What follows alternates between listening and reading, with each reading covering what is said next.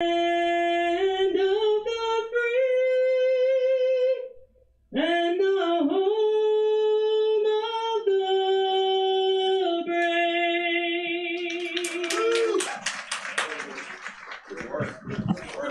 Here we go, ladies and gentlemen. Let's get up. Your starting lineup for the Watertown Lady Purple Tigers. Head coach John Fish, assistant coach Kaylin Kiselowski. A senior, number 2, Olivia Russell. A freshman, number 3, May Goodman. A sophomore, goalkeeper, number 7, Izzy Burns. A senior, number 8, Chloe Young. Thought I was wrapped around it. A sophomore, number 11, Maggie Cowan. A senior, number 12, Kaylin Rodriguez. A sophomore, number 15, Ella Pack. A junior, number 17, Claire Manos. A senior, number 19, Riley Clement.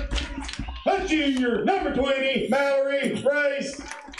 And a junior, number 23, Shayla Allison.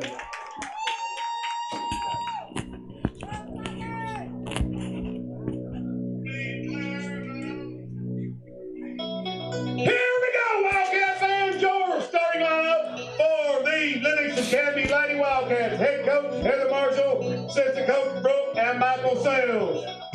A senior, number 2, Clark Officer. A junior, number 4, Ella Copeland. A sophomore, number 6, Tara Hines. A senior, number 7, Jasmine West. A junior, number 9, Sayla Howard. A senior, number 12, Sienna Milligan. A junior, number 13, Mallory Lindsay. A sophomore, number 18, Katie Beeson. A senior, number 20, Kaylee Pryor. A sophomore, number 21, Laura Story. And a junior, your goalkeeper, number 11, Lainey Bowers. Ladies and gentlemen, the winner of this game will play DeKalb County Thursday night at 6 o'clock for the district championship. Good evening, ladies and gentlemen. Welcome into Baxter, Tennessee. Tonight we're at the old Upperman football field where they played many, many years ago. Phil Marshall, Craig Cantor with you for the call of this one with the Livingston Academy taking on Watertown here tonight in this matchup between the Lady Purple Tigers and the Lady Wildcats of Livingston Academy as they get ready to play here tonight. Now, Livingston, the Lady Wildcats, they roll through the district regular season. Phil will be able to hear me in a minute when the music goes away. They rolled through the regular season, didn't give up a single goal. They beat Watertown down in Watertown by a final score of 9-0. Now, they're here opening up this tournament in the semifinals. They got the opening round bye as the 1 seed. They were the only team that got the bye in the district tournament. The tournament played last night. Watertown beat Stone in the opening round 6-5 in double overtime with about 2.5 minutes to go. They got the win 6-5 over Stone. Earlier tonight in the first semifinal, DeKalb County in a pretty big upset beat Cumberland County by a final score of 2-1. So the DeKalb County Lady Tigers await the winner of this one and await a spot in the region tournament next week as Livingston Academy comes out. The Lady Wildcats under first-year head coach Heather Marshall, assistant coaches Brooke Sales and Michael Sales, and they are on the season. Let's see, where did I put their record? They are 8-3-2 are the Lady Wildcats on the season, with Watertown coming in for this matchup tonight. As the lower seed, they'll be in the white with the purple numbers. Now, can you hear me, Phil, as we get ready for this one? As Livingston Academy gets ready to get their postseason run started here in this 2023 season, trying to go back to the state tournament for a second time in a row are the Lady Wildcats. They made it last year. These seniors have been there twice. As Livingston with possession. Hines on the offensive end for the Lady Wildcats. Hines works it right side to West. West now trying to go up the field to Kaylee Flowers, who's out there for Livingston. Of course, Taryn Childers injured that ankle against Hume Fogg earlier in the season. She's been out for a while, not back tonight. May be back pretty soon, though, for Livingston, as Milligan takes a little contact here at the midfield stripe, and Milligan dishing out a little punishment early, as she likes to do sometimes in the middle of the field. Well, she's a tough one out there, Craig. Glad to join you. I'm sure your pregame announcement there was great. I couldn't hear a word you said with the music going on up here. I couldn't hear myself. So, you missed gold. You just missed broadcast gold is all it was. Sure it was. I'm sure it was. But Watertown with possession as they look to attack on the offensive end. That's number 23 down there, Shayla Allison, working it for the Lady Tigers, as West going to try to chase it down over on the far side. Jasmine and Milligan, two of the captains out there for Livingston Academy, wearing those pink armbands. As it'll be a throw in on the far side now for Watertown. They'll play it in toward the Livingston goal, where Laney Bowers, I was talking about the Lady Wildcats haven't given up a point in the district against a district opponent this season. That's a pretty impressive number. When you go through 6 games without being scored on, that's playing some defense. that's very good, and we talked about this in the past. We don't believe that's happened in Livingston Academy history on the boys or the girls side. Quite a feat to go through that entire district season with no goals. And I don't know if you talked about this game, the regular season game. Livingston Academy came out victorious on that, 9-0. Had 8 different players score in that game. And I'll run through those quick. While in the first matchup, Kaylee Pryor had 2 goals and a goal each by Taryn Childers, Jasmine West, Mallory Lindsay, Lauren Story, Sage Howard, Sayla Howard, and Clark Officer for a final Mercy Rule School in the regular season game against Watertown, 9-0. Here we go, 0-0 in the beginning here. Let's see if we can get her cranked up. Livingston looking to attack with Lindsay going up the far side. It'll get out of bounds off of Watertown. Lindsay with a quick throw in going to Flowers. Flowers going back to Lindsay. She'll make the cross, trying to go over in front of the goal, but it's knocked away by Upperman. Coming out to Story, though. Story now to Hines. Hines now will try to go back to Story. Knocked away nicely there by Watertown, but Hines keeps control, but having to back way up to midfield to go to Sayla Howard to set it now for the Lady Wildcats as she tries to go to West. Gets to Flowers instead. Back now to Milligan. Now Copeland, I think half the Livingston team has touched it on this end, Phil. They're doing moving a lot of people up as now they try to go to Milligan in the box, but it's kicked away, and that tells me that they're being very aggressive to get this game started. Really are, and we talked about in the past, beginning of the year, we had a back line of 4 defenders back there. Then they've switched the lineup, brought Lauren Story forward to match her up across from Sienna Milligan to play ahead of the defensive line with only 3 back across the back. And they've had enough power back there and enough support with each other and enough talk that they've been able to hold their own with 3 defensively in the back in front of the keeper. We'll see what happens next week. We're looking forward to the first region game 1 week from tonight, assuming we'll get there. So we've got to get through this game and Thursday night's game to get to that region game. Just got to get through tonight. You win tonight, you guarantee yourself a spot in the region. It will be played at Livingston Academy, and here we've got a penalty against Watertown, so a free kick here for Sayla Howard. So you got to win tonight to be able to make sure that you move on to next week. Howard now to take this one. She crushes that one to the top of the box, headed away there by Watertown, bounces out. Flowers will try to get control of it. Watertown will play it long, though. Milligan's there for Livingston. Now to West. West has it knocked away as Watertown knocks it out of bounds. Playing it out of bounds is Ella Pack for the Lady Tigers, but it goes off them. I'm going to throw in here for Livingston. Copeland backs it out to Milligan. Milligan now to West. West to Copeland. Her pass knocked away, but Milligan will get to it in the middle of the field. Now sets up Story. Story going to make the pass top of the box to Lindsay. Lindsay sees Hines breaking left side. Oh, it took a funny hop on Tara and bounces away from her. Hines will get control, though. Tries to turn around and get to it. Now she'll work it on the baseline. Makes the crossing pass, trying to hit Lindsay breaking in front, but knocked away by Watertown and played away by the Lady Tigers, who did a pretty good job as Livingston had that one set up pretty well on that pass from Hines in the middle to Lindsay. Nice cross. We've talked about that all year. Bring it down the side, cross it to the middle.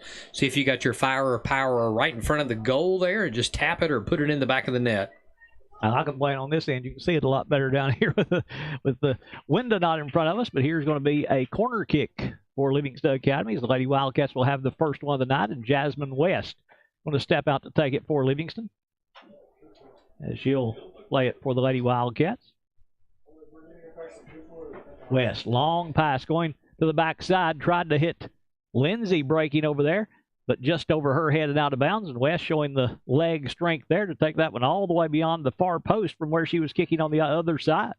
Power there, and you try to get that position to shut that back door, hit the far post, and have somebody there to stop the ball, but it got all the way through, unfortunately. Watertown plays that one out. Livingston trying to keep it on their end, can't do so, so a quick throw in here for the Lady Purple Tigers, as that will be Ella Pack to throw in. As she'll play it in. We told you the Livingston coaches. Watertown is coached by John Fish. He's assisted by Caitlin Kiselowski, as she played college ball down in Lebanon at Cumberland University. Talking to her before the game, she had a great career, made it to the national tournament a couple of times as a player down at Cumberland. From Canada, here on a work visa, helping them coach. Wonderful. Milligan with the throw in over there for the Lady Wildcats. Sienna getting ready to play it in. Plays it right in front of the Watertown bench. Flowers tries to run it down, can't do so. Comes up to midfield where Beeson will make the pass ahead. Now Watertown backing the defense up. We've seen people load the box against Livingston Academy, and Watertown's kind of doing that right now. They've got 8 all the way below the circle, and then the other 2 are on the defensive side, so not anybody really on the offensive end where they can be aggressive coming out of there if they get to it, and they will get to it with May Goodman. Goodman makes the pass near side, but Story there to knock it away. It's rolling loose in the middle of the field, and West will get to it. West has that one knocked away by Watertown. We do want to say thank you to Wascon Incorporated for paying the tournament broadcast rights fees for the TSSAA. We appreciate them helping us out to be able to bring you these live streams of Livingston Academy Lady Wildcats soccer.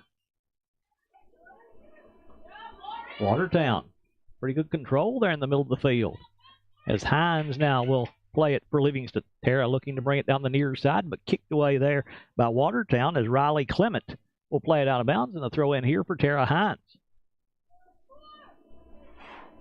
Hines trying to go to Copeland. Watertown will play it long. That's going to stay in the field play. No, it bounces out. Officer read it a little better than I did. Look out there on the field. Of course, this is used to be a football field. There is a crown out there. It's not perfectly level like most soccer fields are, so things will roll to the sideline a little bit if they get started that way. It really does, and I know we're elevated, but to me the width looks a little more narrow, and you do have a little bit of a variance that you can use on the width of a soccer field. This looks a little more narrow than Livingston Academy to me.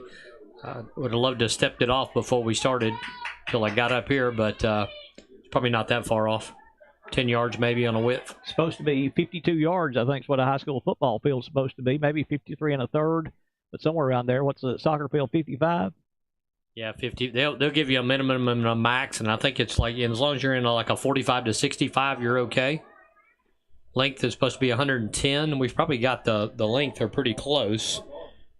Yeah, it may be 100, being that we're on a football field. You do have it in the middle of the end zone where it would be, so you probably do have 110 yards in the length. Looks good.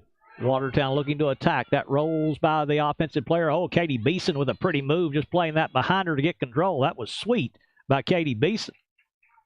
Really was. Watertown had a pretty good run at it. We talked from the last couple of the last district games how they had not been scored on. It'd be nice to get through the district tournament and still have a shutout on the season in the district. That would be another feather in their cap, another accomplishment. And so they're not only trying to win this game, but trying to defend that scoreless record against them during this season.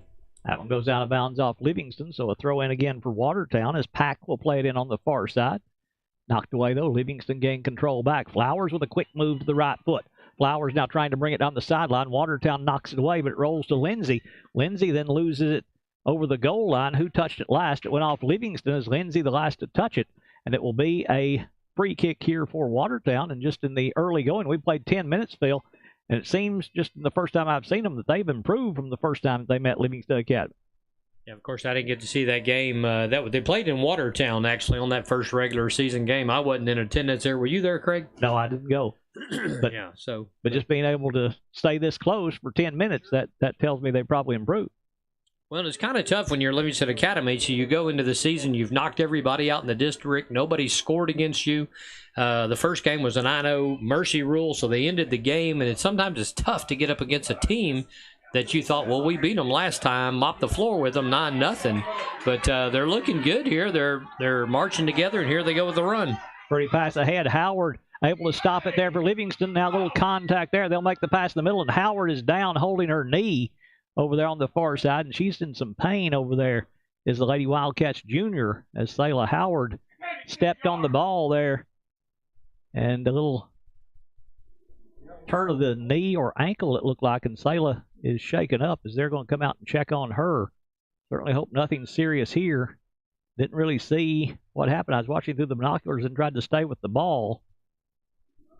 She is favoring that right knee when she went down. Yeah, they definitely got together. Watertown got into Selah Howard. They're just fighting for the ball there, and Watertown didn't put on the brakes, or Selah pulled up and stopped in front of her to try to take the ball. 29:05 to play in the first half. No score here in this district semifinal, the district tournament from here in Baxter. Livingston Academy and Watertown. We'll take this break, and we'll come back to Baxter in just a moment.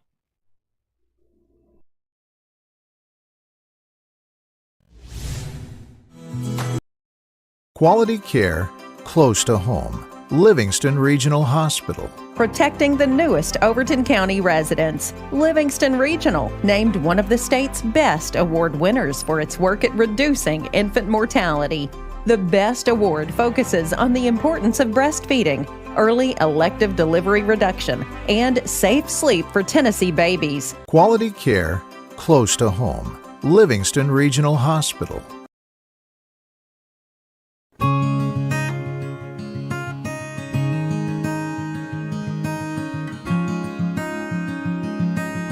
Hello, friends. I'm L.G. Puckett with Puckett's Pond. I'm a professional numismatist and a 60-year member of A&A. I'm a strong buyer and collector of coins, gold, silver, and precious metals. If you want to buy, sell, trade, or pawn, then come on in and visit my money museum. It's in the back of Puckett's Furniture. I've got a free gift for the kids, and I'm ready to serve your precious metal needs. At Puckett's Pond, 1125 West Main Street in Livingston. Come on down.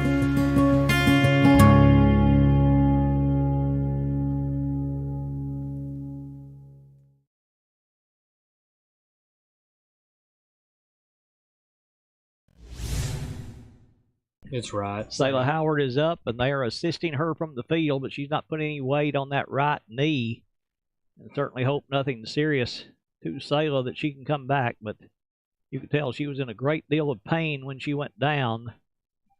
And they are going to assist her from the field. We told you they're already playing without Taryn Childers, who injured an ankle.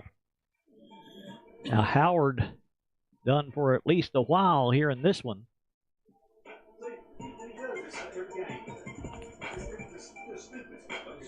As we'll see who they bring in. May bring in Sage Howard and have to move some people around a little bit with Selah coming out.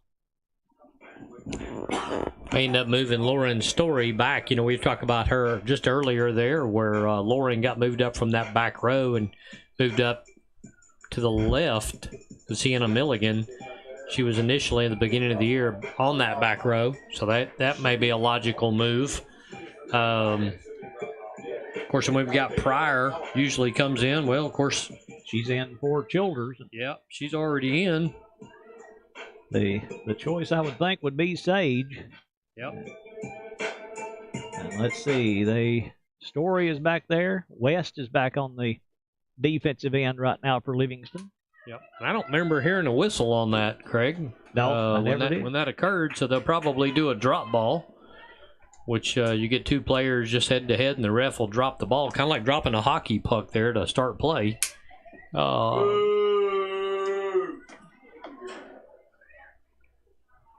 Still haven't seen who has come in. Don't see anybody new out there yet.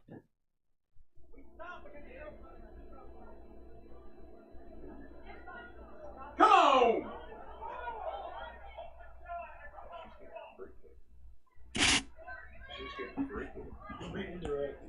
It'll be a free kick here for Watertown.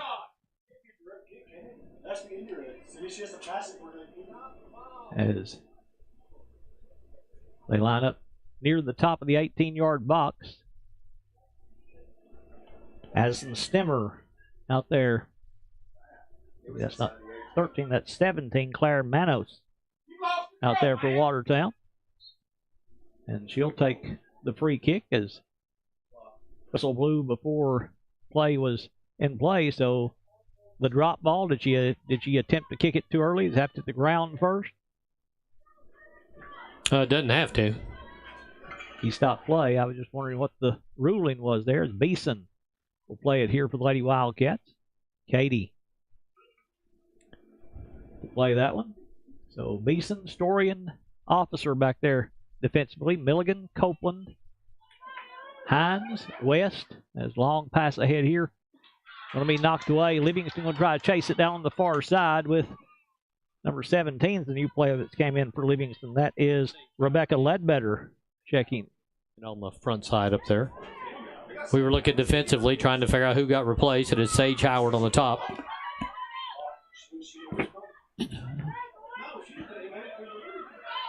Hines with it for the Lady Wildcats. Passes far side, trying to go to West, out of bounds off of Watertown, though. So a throw in here for Jasmine West as she'll play it in for the Lady Wildcats. No, it's not Howard. It's number 17 for Livingston. That's Rebecca Ledbetter that's come in for the Lady Wildcats, unless Sage Howard is somewhere else.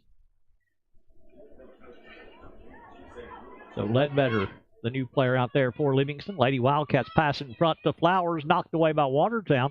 They'll play it up here near midfield. It'll be played long by Watertown as Officer is going to let it roll out of bounds. Good hustle there by Watertown's number 3, May Goodman, trying to get to that one before it got out of bounds. Couldn't do so. And now a throw in for Officer. Plays it in, headed away by Copeland. Then knocked right back out of bounds by Watertown. So Copeland with another throw in. Guess I'm reading numbers backwards, aren't I? Yeah, 17 says 71. That's true. Hines makes the pass ahead, trying to go to Lindsay. Good stop there by Watertown. Is making that stop is Olivia Russell there for the Lady Purple Tigers. As they play this one ahead, looking to attack is going to be Shayla Allison. And she has it knocked away. Ball bouncing around as Watertown with control. Now Lindsay will take it away. A little contact there. Pass ahead to Ledbetter on the far side. Ledbetter and a Watertown player roll it toward the goal line. It'll go off of Ledbetter and out of bounds. So a free kick here for Watertown as they'll take it with 26.5 minutes to play first half. No score in this opening round district game for the Lady Wildcats. Second game of this district tournament for Watertown. They played a long night last night in double overtime. Watertown with control over on the far side, out of bounds. So a throw in here. West will get to it. Now Hines being bodied up there by Watertown and played out long by Claire Manos.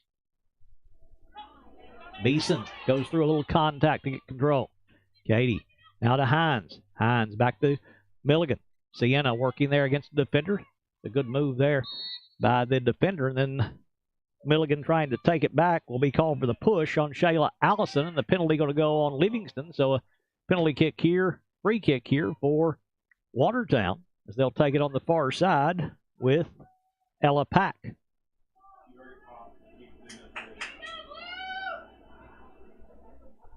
Well, it's not Pack. They moved someone else in there. Livingston will play it away. Watertown with control. Knocked away by Officer. Controlling it's going to be Flowers. Flowers, good job avoiding that foot of a Watertown player. Now makes the pass, but it goes right off of Watertown. Played it off of Mallory Race, and now a throw in here with Livingston taking it with Flowers. Trying to go in the middle to Lindsay, just a little bit out of her reach. Hines will, Ledbetter chase it down. Now Watertown sees Lindsay getting some contact there with number 8. That is Chloe Young, and a penalty going to be called on Livingston, the foul on Mallory Lindsay. Ella Copeland heads that one upfield. Lindsay trying to run it down. Can't get to it, and it's out of bounds off of Livingston. No, it's off of Watertown, they say. Now he points. It's off of Livingston. And West saying, why did you make me run this far if you're going to not call it early?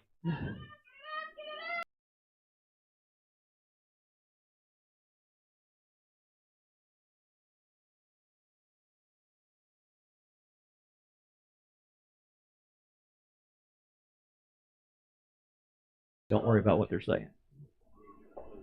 Watertown to play it. Story goes ahead to Ledbetter.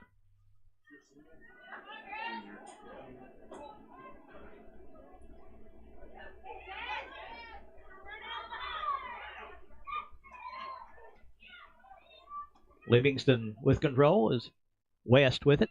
Makes the pass ahead to Ledbetter. Ledbetter has this one roll away. Pryor with it now for Livingston. Pryor working to the near side. They were right. Whoever said that, I was calling her Flowers. I apologize. Copeland goes in the middle now to Hines. Hines moves it over to Lindsay. Lindsay will take the shot, bounces in, but the goalie there to make the stop with Laney coming in to make the stop. Izzy Burns for Watertown on the stop. As this one bounces long, headed back by Officer. Officer now to Hines. Hines works it now to Lindsay, rather to Milligan. Milligan makes the pass to the far side, bounces away. Watertown with control. Now they'll play it. Take it long, kicked away by Livingston. As they're telling us that Sayla Howard said that she heard that knee pop and now has pressure on it. They're not sure what it is, but it doesn't sound as good as we hoped early. That one going to be played there by the goalie as they'll play it long. Bounces there. Officer will head it ahead. Trying to go to Hines, knocked away. Bounces up in the air. Long pass ahead, going to be out of bounds, and a throw in here for Livingston. Lady Wildcats to play it in with Officer to throw in for Livingston. You know, that shot Livingston Academy had just a few minutes ago, it's actually the first shot on goal of the game. It's amazing to get that far into the game before we actually had a shot on goal. Everything's been getting stopped defensively on the ends.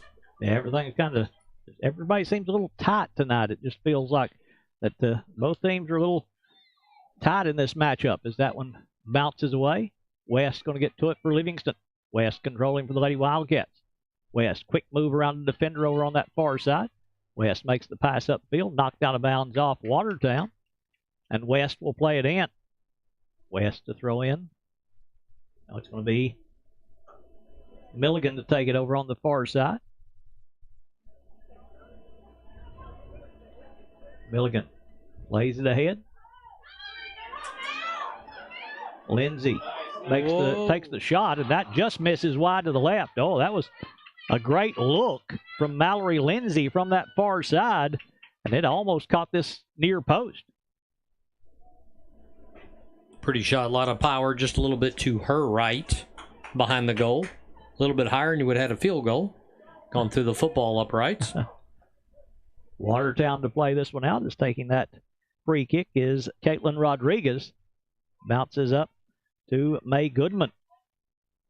Copeland makes the long pass ahead. Headed away by Watertown. Lindsay gets to it. Lindsay will take the shot. Oh, that's a great stop.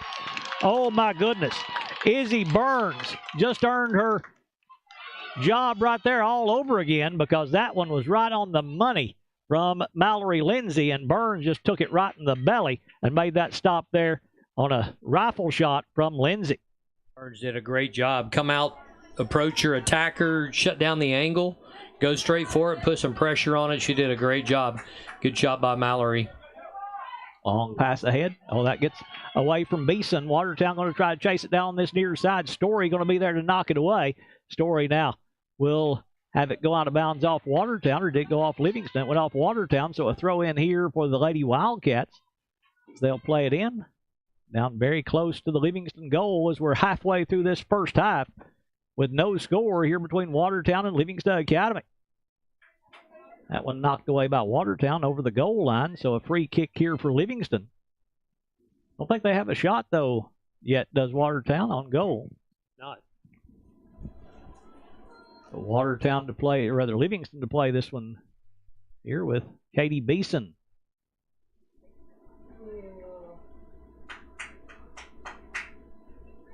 Beeson plays it long. Knocked away by Watertown. They'll get control of it, looking to attack. And there's a push going to be called on Sienna Milligan, as taking that contact is number 11, Maggie Cowan for Watertown, and they'll set up for a free kick here. To take this one will be Claire Manos for Watertown. She's only about 30 yards away, so she can definitely get a look at the goal on this one. They got a couple of players on this near side. Manos, pretty good look at it, but it goes wide to the left and toward the fence over on this near, or on the far side of the field. I thought Lainey Bowers was going to get a little bit of action down there, and she wisely just let that ball slide out past her. Katie Beeson will take this free kick here. She'll play it out. Copeland with control. Watertown now has it knocked away. Livingston with control. Watertown is pushing a lot of numbers down offensively. They've got 4 or 5 down there every time. So once they do get on the Livingston end, they're really pushing numbers. So Watertown takes control. Now West makes the pass ahead. Hines will go to Milligan. Back to Hines. Now Pryor with it. Pryor backs it back to Copeland. Copeland makes the long pass ahead. Burns going to come out again and play this one. Burns coming all the way to the top of the 18-yard box that time to make the stop. As this one bounces away. Copeland now to Hines. Hines back to Milligan. Milligan backs it up to Story. Back to Milligan. Milligan winds it up. Makes the long pass ahead. It gets through to Lindsay. Lindsay works it right side to Ledbetter, breaking on that far side. Ledbetter. Now we'll try to go back to Lindsay. Bounces away and bounces back to Ledbetter. Now Lindsay on that far sideline, as close as you can get to being out of bounds. She plays it back to Milligan. Sienna will pop it up in the box. Going to be headed up in the air by Watertown, and they'll head it out of bounds. So we've got another corner kick coming here for Livingston Academy. As the Lady Wildcats going to get the corner kick, and they're going to stop play to take Sayla Howard off the field here. Probably going to the nearest medical facility to have her checked on, as they're to help her off the field. Ice on that right knee.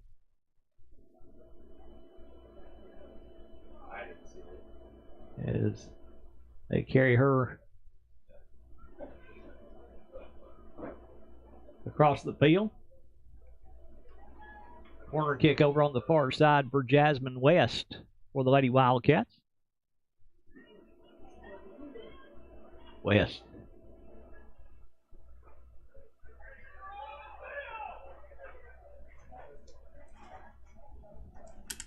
To play it as quickly as they give the clear signal to be able to do so with the safety of everyone concerned. Clock stop was 17-18 to play in the first half. No score here in Baxter. As West to take this one for the Lady Wildcats. West is right on the top of the box. Lindsay pops it up in the air. Bounces in front, and Burns will play it there for Watertown. Izzy Burns, a sophomore, has come out and had a great first half for the Watertown Purple Tigers. That one knocked out of bounds over there to Coach Heather Marshall. Now a throw in here for Story. Story plays it in to Hines. Milligan going back to Hines. Hines now with her back to the defender. Tries to work around that defender. Makes the pass ahead to Lindsay.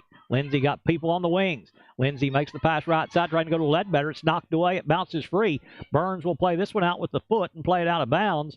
As Pryor bearing down on her, Burns had to just play that one away and able to do so and out of bounds. And that's just kind of a reset for your defense, isn't it? Yeah, it really was. And then, of course, it was passed back to her by her own team, so she couldn't pick it up. She had to kick it out, and then, of course, it went wide right. And we were talking about, through the season, if you've been listening, with Sayla Howard out. So you also, if you're missing the other Howard, which would be Sage Howard, and she was out from injury from a couple of games ago and recouping, and I think they're trying to, there's a shot. Oh, that's a score. Ella Copeland takes the shot from this near side and puts it in the back of the net for the goal for the Lady Wildcats to put them on top. She was just barely inbounds. I couldn't see her from where she was at over here. It was blocked from our view, and Ella Copeland puts it in to score the first goal of the night for the Lady Wildcats.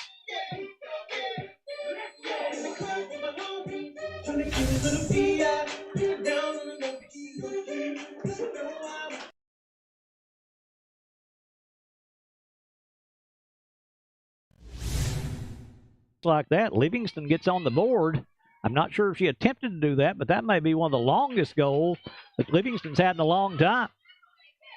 Yeah, pretty shot. Just put it back there, sail it long. A lot of times we see it go wide and we see it go high, but you're trying to get it to drop in that top part of the net, the top 80, 90%, get it over the keeper's head. And Burns has done a great job back there.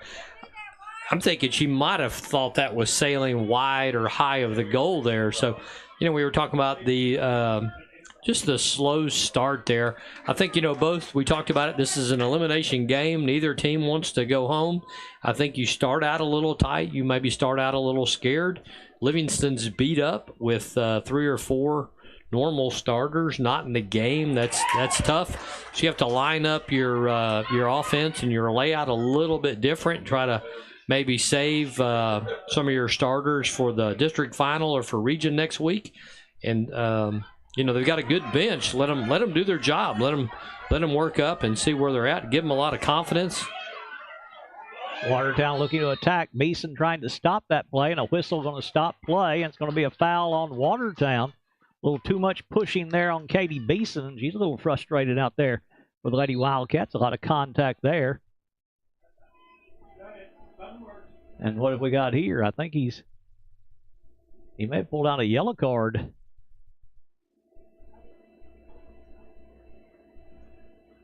Did the referee? He's over talking to head coach Heather Marshall for the Lady Wildcats.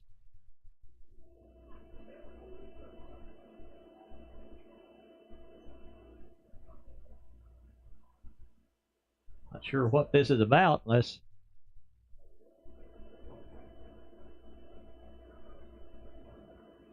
he went and talked to Coach Marshall, but nobody coming out the field. If you get a yellow card, you have to leave, don't you?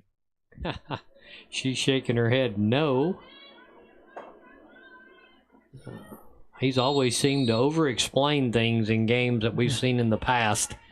He'll want to talk to the crowd or get the crowd to calm down or, do your job, ref the game, block everything out. If anybody's ever ref before, if you've coached before, sometimes you have to just block the crowd out or block mom and dad out and do your job. And let's let him ref and move on. Copeland with control over on this near side. Now to Pryor. Pryor works it down the sideline. Pryor, quick move up the left side of the field as she works it down near the box. Kicked away there by Watertown is Kaylee Pryor. Good job dribbling down this near side.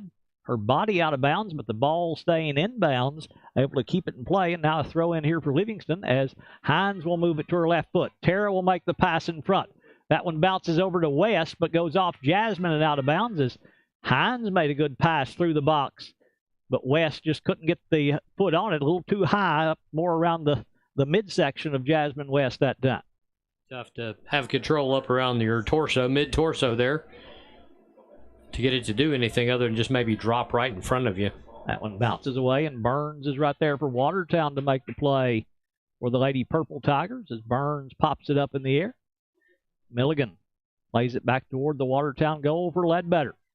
Ledbetter has it knocked away. It goes out of bounds off of Livingston, though, and a throw in here for Watertown with 13 minutes to play in the first half, with Livingston leading by a score of 1-0 here in this elimination game, with Livingston Academy taking on Watertown. Milligan, pass ahead to Ledbetter. Ledbetter tries to go back to Hines, bounces upfield, knocked away. Now Milligan battling up there. Story comes in, little hip check, and she's going to get called for that one for the Lady Wildcats, and a free kick here for Watertown. You were talking about the depth earlier. I was looking at Livingston Academy's bench over there, and I think there's 5 over there that could play because Taryn Childers is over there, and we know she's out. And maybe Sage Howard over there, she's out. So you got maybe 4 eligible on the bench for Livingston Academy. I looked at Watertown's bench. It looks like there's 12. At least I counted 12 girls on the bench. Some may be managers. Pryor with the pass ahead to Lindsay. Lindsay has Ledbetter with her on the right side. Makes the pass ahead. Ledbetter behind the defender. Burns coming out. Plays it on a diving stop there by Izzy Burns for Watertown. Burns doing a great job there. Coming out on that ball again, once again closing out that angle as Rebecca Ledbetter had approached her. Long pass ahead. Lindsay going to run it down for Livingston as she and Pryor switch places. Lindsay makes the pass to Hines up top. She tries to catch this near post, but it just bounced wide of the goal there for Tara Hines. A pretty entry pass again by Mallory Lindsay, but Hines just couldn't get to wrap around the inside of that post. Really, when we talk about those adjustments on the outside left front, you got Kaylee Pryor doing a great job coming down that side, and then on the far side with 17, Rebecca Ledbetter. So those were new starting positions for both of them to step up where you have injured teammates that have normally been there during the season. So and that could be some of that synchronicity across the front with you're trying to work it and get the ball cornered. We've seen a lot of crossing through the years and those front four working. And when you take half of them out, you just kind of got to recalibrate a little bit. But we're seeing great ball movement up front by both those girls. Long pass headed away by Milligan there for Livingston. West with it. Makes the pass in the middle, trying to go to Ledbetter, knocked away, but Rodriguez will play it back long as they look to attack. Beeson there to knock it away. Now to Copeland. Copeland trying to go far side. That's over the head of West. And a whistle going to stop play. And he's calling a little bit of everything right now, isn't he? As that one, I guess, got out of bounds. No, it is going to be a free kick here for Livingston. As Lauren Story will take it for the Lady Wildcats. And I don't know about you, but this wonderful power pole that's right in front of us here, I didn't see a thing. You may have had a little bit different angle, but that foul was right about midfield. Hines, quick move to her right foot this time. Tara, of course, the strong foot, the left foot. Oh, pretty pass there to West. West, quick move to her right foot. She'll take the shot, deflected away by Watertown, and knocked out of bounds by the Lady Purple Tigers. Is the one to touch that was Chloe Young for Watertown, and it'll go out of bounds off them. So a corner kick coming up here for Jasmine West. So West with that leg, able to play it in front of the goal easily for the Lady Wildcats. Goes to Ledbetter, takes the shot, but misses wide to the left. Oh, that was pretty right there to Rebecca Ledbetter. Just missed wide to the left on that one, and a good pass from West to make that possible there for the Lady Wildcats. Pretty kick from that corner to put it. I love to see it away from the goal right there because you have more room to work with the ball. You have a better angle, and boy, I want to tell you, there was some power coming off that one. It deflected, so good try there. That's exciting to see that. Watertown plays this one upfield. They'll get control. Bounces away, though, as Milligan will play it up to Pryor. Pryor keeps it in bounds, makes the pass out now to Officer. Officer works it ahead, bounces free. Watertown with control as they'll play it to Goodman. Goodman's pass going to be stolen, though, by Beeson. Beeson now to Hines. Copeland, the only player that scored a goal, will go to Pryor. Pryor now has her pass taken away. Watertown with control as Clark Officer with the steal, and she'll play it off of Watertown, playing it off of Manos and out of bounds. So a throw in here for Copeland.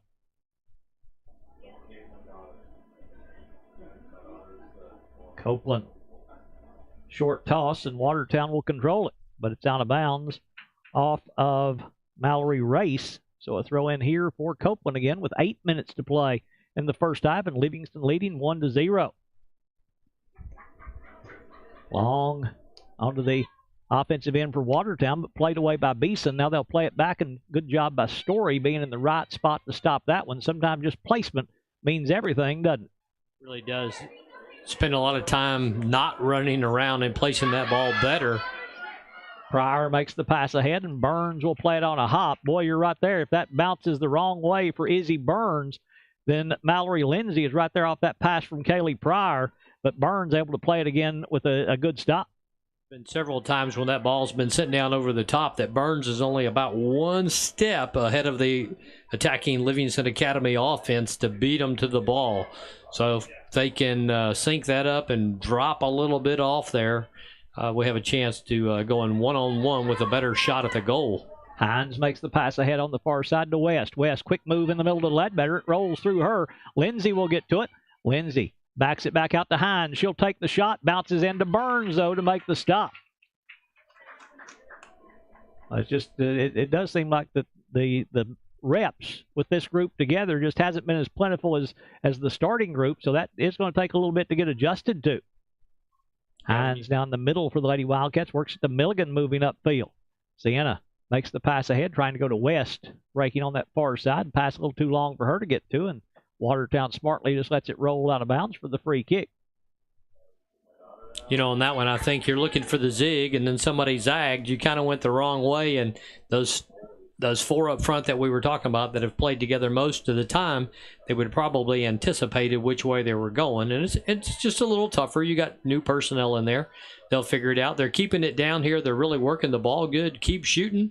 Right now, Livingston Academy has 5 shots on goal. Now, a lot of times through the years, we've seen at this point, 10, 12, 15 by the time. Oh, Lindsay will take that one, but misses high on the shot as she'd worked her way into seeing an open look at the face of the goal that time, but it goes over the top of the crossbar and out of bounds, so a free kick here for Watertown. A lot of power on that. She just got too high on it. Hines with control. Now to Pryor. Back to Hines as she'll keep it inbounds to keep control to Officer. Hines now to Copeland. Copeland to Pryor. Pryor makes the pass, kicked away. Controlled, though, by Milligan. Copeland backs it back out to Officer. Officer works it up to Pryor. Pryor now in the middle to Copeland. Copeland now to Hines. Back to Pryor. Pryor goes through the legs of a defender, but they'll get to it. They'll play it upfield. Stays in bounds for Officer. Now to Copeland. Copeland ahead to Hines. Hines trying to draw the defense to her. She'll do so. She works through a couple of defenders. Hines now shakes that defender. Now backs it up to the left foot. Hines now going to work around another defender. She'll try to make the pass through, but Watertown will knock it free. Pryor will get control. Pryor will take the shot. It goes off a defender, bounces right back out, and Watertown will come away with it. But then Copeland gets it back for Livingston to West at the top of the box, kicked away by Watertown as they play it over on the far side with control. And I want to go back to that long kick that they brought out. It looked like that it was going to, for all the world, go out of bounds, but that thing stayed in bounds. And here's a long shot by Livingston. Burns will come out and play it, and that just stayed in bounds. And Officer, good job being there to stop that from going downfield. Yeah, Officer, I was going to mention that as well earlier. She just could really stop and settle the ball just in one move. A lot of players that'll hit and bounce off and, shank out or shank in. The attacking player will keep coming, and she just has so much control back here on this back left corner. Hines with it over on the far side. She'll take the shot. Burns will play it on a hop, and that one kicked in a little hotter than the others had as that took just a straight hop off the ground. Didn't bounce up, but Burns still able to stick with it. Yeah, it's a numbers game. You just got to keep shooting to get the ball through the defense there. We were talking about 5 shots on goal, so it seems like they're warming up as far as the shooting and pushing down. Maybe they're wearing out the defense a little bit on Watertown here and just getting in sync a little bit. So 7 shots on goal for Livingston Academy. Probably had that many wide and high throughout the game. Good defensive move coming up from the back. What they used to always say in basketball, you miss 100% of the shots you don't take. Absolutely. Ledbetter with it on the far side. Trying to get control there for the Lady Wildcats. Rolls out of bounds off Watertown, so a throw in here for Jasmine West. Good. Let the defending team kick it out. That's a defensive move, but it gives you the ball right back just closer to the goal. West now to Ledbetter. Bounces away from her. But again, Watertown will play it out of bounds. So again, a throw in here for Livingston.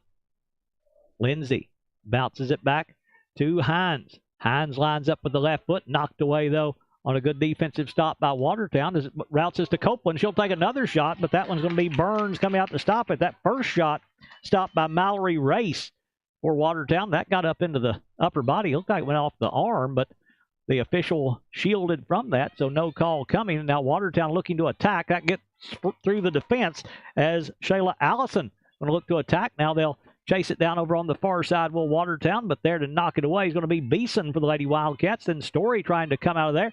But Watertown gets it back as keeping control is Kaylee Jo Smith, who's checked in for Watertown.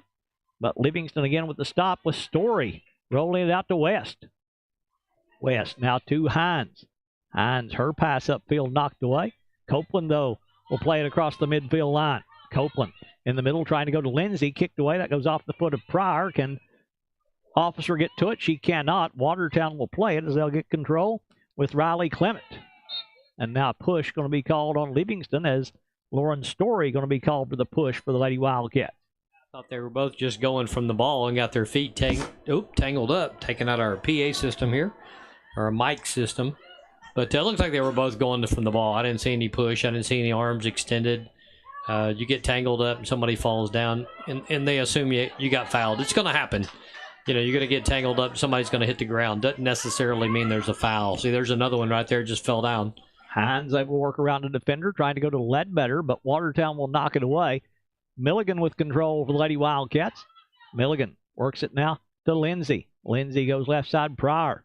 Pryor backs it back out to Milligan. Sienna going to wind up. She'll make the pass ahead to Lindsay. Lindsay works it to her right, trying to go ahead to Ledbetter, and Burns going to have to come out and make the stop. And it's going to be a save again by Izzy Burns as we move under a minute to play in the first half with Livingston leading 1-0 in a game that's a lot closer than everybody thought it would be at this moment, and a whistle going to stop play.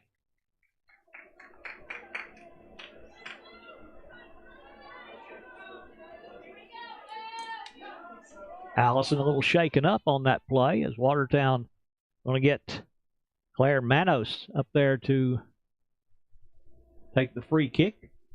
30 seconds to play. Milligan gets control, bounces off her though to Smith. Now Watertown with control, looking to attack. Good stop there by Story for the Lady Wildcats and out of bounds. So Watertown still with a chance to attack though, with a throw in coming on the far side. As Kaylee Jo Smith heading over there. Before they do, though, they're going to get a sub in. They got to hurry if they want to get any kind of look at the goal here. Absolutely. And if Watertown gets to halftime here at 1-0, which is what it looks like is going to happen, that's probably a moral victory for them at this point, being that Livingston Academy's kind of run the table during the district this year. And sure enough, 1-0 halftime, Livingston Academy. Yeah, we are at halftime. The Lady Wildcats battling injuries, battling a gritty Watertown team. And at halftime, Ella Copeland has the only goal for either team. Livingston leads it 1-0. We'll come back. We'll have the second half from this District 7 AA tournament coming up in just a little bit.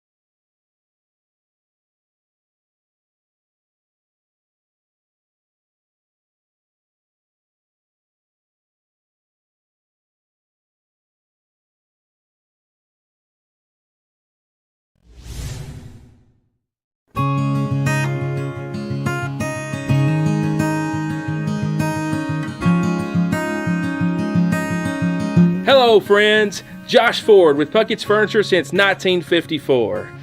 As you know, Puckett's has been in continuous operation for over 68 years, selling high-end quality brands to thousands of families throughout Middle Tennessee.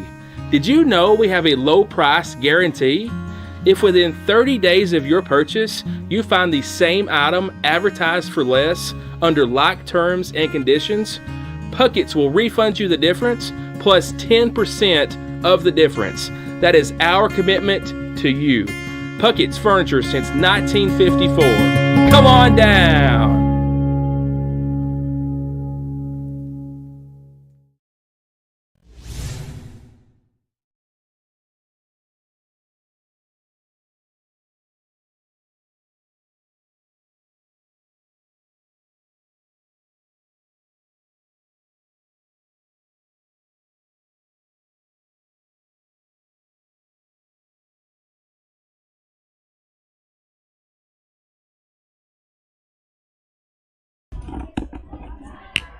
Back for the second half as Livingston Academy holding on to a 1-0 lead against Watertown as the Lady Wildcats will have possession to start the second half. Again, we want to say thank you to Wascon Incorporated for paying the TSSAA broadcast rights fees for us to be able to carry these postseason tournament games for you. If you see Wascon owners or administration, tell them you appreciate being able to see these games here on Overton Events. If you're watching us on YouTube, subscribe to our YouTube page. Won't cost you anything, never cost you anything. If you're watching on Facebook, share our videos on Facebook. Help us grow our page as we continue to grow here at Overton Events. Livingston Academy, we talked about Phil.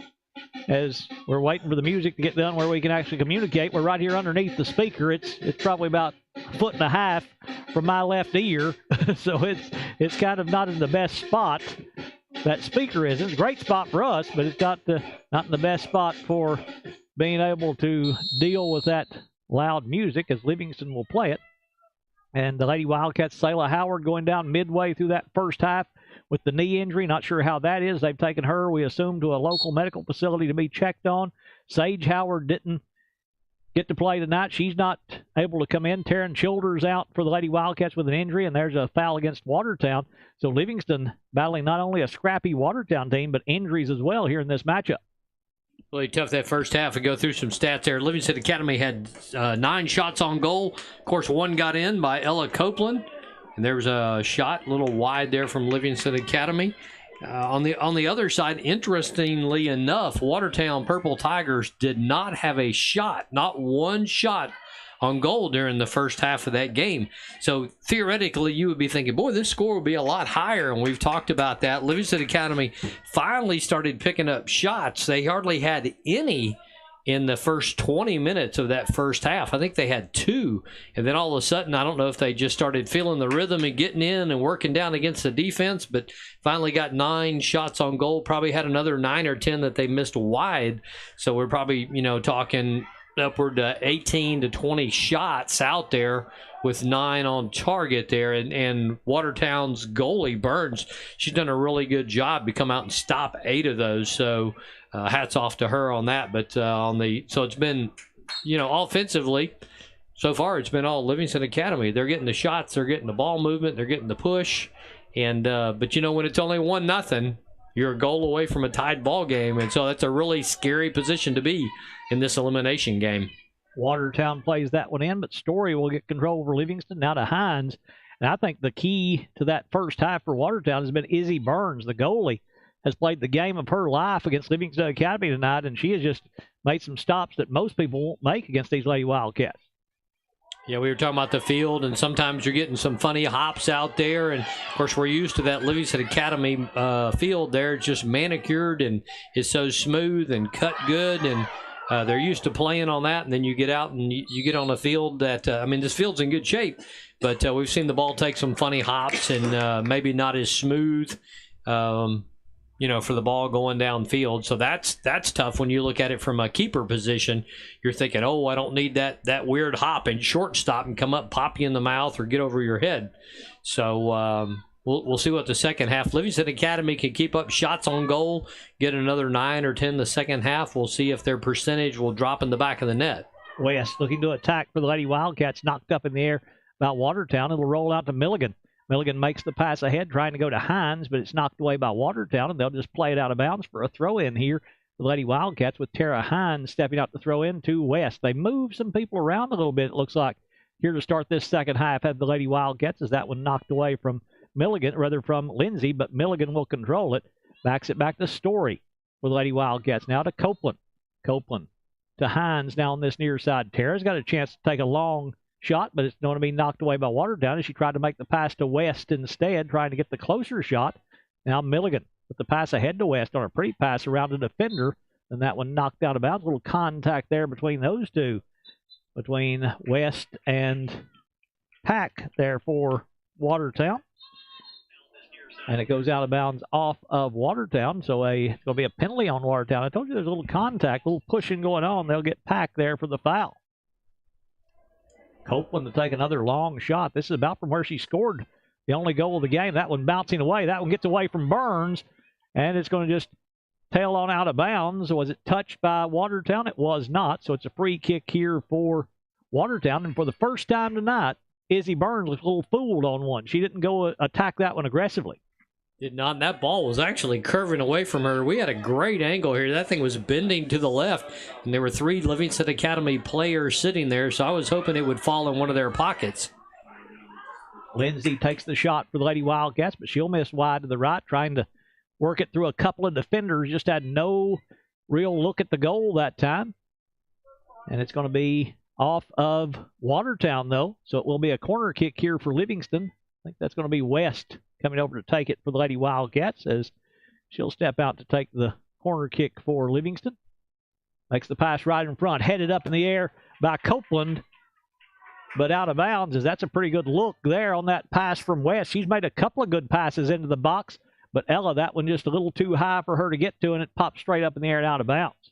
Corner kicks have been great. We've seen a lot of times that Sage Howard was taking those corner kicks, and Tara Hines, I think, in the past. So it's great to see Jasmine in there. She's definitely got the leg. She's put the ball out there wonderful tonight. And I was trying to see if they've pushed her up to that right forward position, or if she's just kind of midfield and pushing herself up, gives them a little more numbers up front for Livingston Academy. A lot of traffic in front for Watertown right now. It helped out Burns that time. This one rolling in front. Burns going to play it away with the foot. Plays it right over to Ledbetter, who pops it up in the air and out of bounds, and a whistle going to stop playing. And we got a penalty in the box here. Let's see what we've got. It's going to be just out of bounds off of Watertown over the goal line. So a corner kick here for Jasmine West from the far side this time with Lady Wildcats. We're just underway with the second half. Livingston leading by a score of 1-0 here at the old Baxter football field at Cornerstone Middle School, as this pass right in front, headed up again by Copeland, and again just headed out of bounds. They must have worked on that, because they've looked at that twice, and now Copeland got a little closer with that one, so maybe the third time will be the charm if they get a chance again. It's a tough combination to put together there, especially, on the head, and that ball's coming pretty hard, pretty fast. You got to catch it at just the right angle to redirect it back into the goal. You don't have to hit it hard. You just got to redirect it a little bit. And we've seen that at least once this year on Livingston Academy, if not more than that. But that's a tough combination to get. Hines with control for the Lady Wildcats. Hines going to back it back out now to Story. Story, quick move around the defender, but taken away. Good steal there by Watertown's Allison. Then Allison has it knocked away by Beeson. It's going to roll free. Watertown going to get to it. They'll make the pass ahead, and Watertown with a chance here. Is Beeson going to knock it away? Beeson will keep it free, and Officer going to get in and get control of it for Livingston, but then Watertown knocks it back toward the Livingston goal, and Sienna Milligan coming over there to get control for the Lady Wildcats. Deep, wasn't she? She was. That's exactly what I was thinking, and that's a senior coming back to help her teammates, knowing where she needs to be. Just that plain instinct. You don't have it. You got to earn it, and she's done that, and that's what helped her get to that spot she needed to be. She's already back up midfield in the transition going the other way. Watertown trying to stop this attack by Livingston. They'll bounce it right back out to Ledbetter. Ledbetter tries to go in the middle to Hines. Now West trying to get to it. It's knocked away from her, but Jasmine will get back to it. Now it'll be Watertown taking it away with Manos there with control. She seems like she's been everywhere as Milligan heads this one up in the air for Beeson. No, that's Copeland that was going after it. Now They'll back it back to Story. Story now making the pass ahead, but nobody over there but Watertown players. They'll keep it in bounds with Olivia Russell over there for Watertown.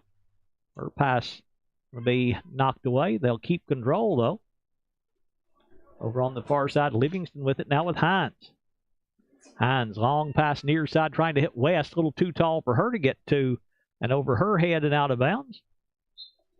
Was it touched, or is it a throw in for Watertown? It's a throw in for Watertown. Last couple of possessions down here, Livingston Academy in front of the goal. They were beat to the ball 2 possessions in a row there. Looked like the ball was right in front of them, and Watertown really getting after the ball, really hustling and outrunning them to the ball. That Livingston Academy in 2 different possessions right there thought they were going to have and got the ball taken away. So you can't sit there and wait on the ball. Don't assume it's coming to you. You got to go to it. And we were seeing, boy, there was an opportunity there. Yeah, West makes the pass in the middle, trying to hit Ledbetter. It bounces free. Livingston with control with Pryor over on the far side of the field. She'll make the pass in the middle, trying to go to Lindsay. Kicked away, though, by Watertown and out of bounds. So a corner kick again for Livingston, as they're going to pull some people up, as they're going to bring Lauren Story up to put her in the box and load up the box with 6 here for the Lady Wildcats, trying to make something happen with this 1-0 lead. Coach Marshall wanting a little bit of a cushion right here if she can get this one on this corner kick by West. West to take it from the out-of-bounds side. She'll play it right in the box. It bounces through the box. Can Watertown get to it and play it out of bounds? They'll try to play it out of bounds. Now Livingston over here battling with them. I think that's Lindsay over here, but it goes out of bounds off Watertown, so the quick throw in. Watertown going to come out there with it, though. They look to attack coming upfield.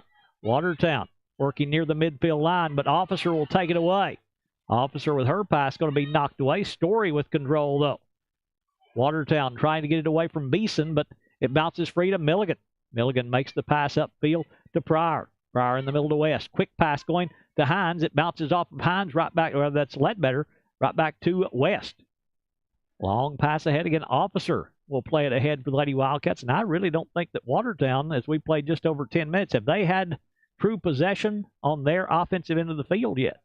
I think so. Those last 2 runs at it, Livingston Academy had a fantastic defensive stand, and we say that, and now they have the ball down there with the throw in. Yeah, you talk about it. It's that announcer's curse that everybody talks about, and now Watertown to throw in on the far side as they'll play it in, trailing 1-0 against Livingston Academy.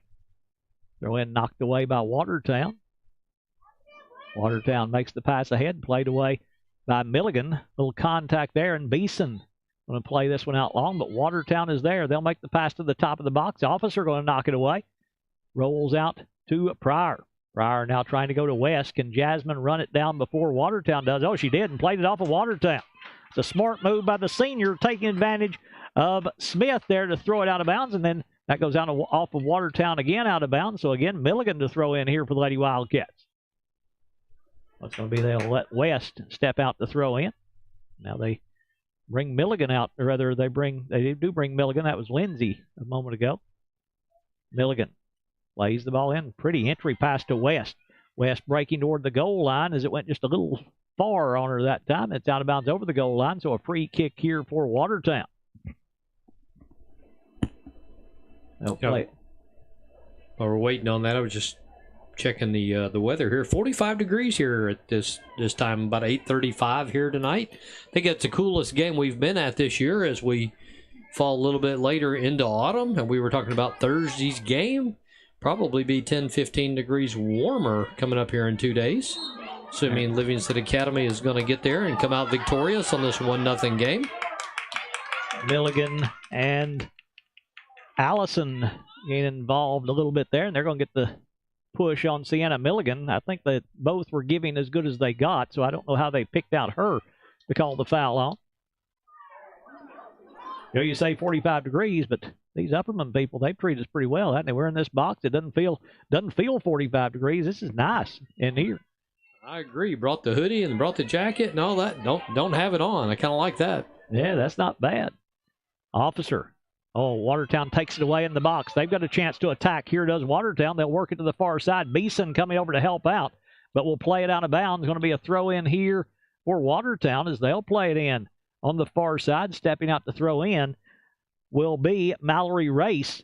Race plays it over on the far side, knocked away by Livingston, but right back out of bounds, so Race to throw in again.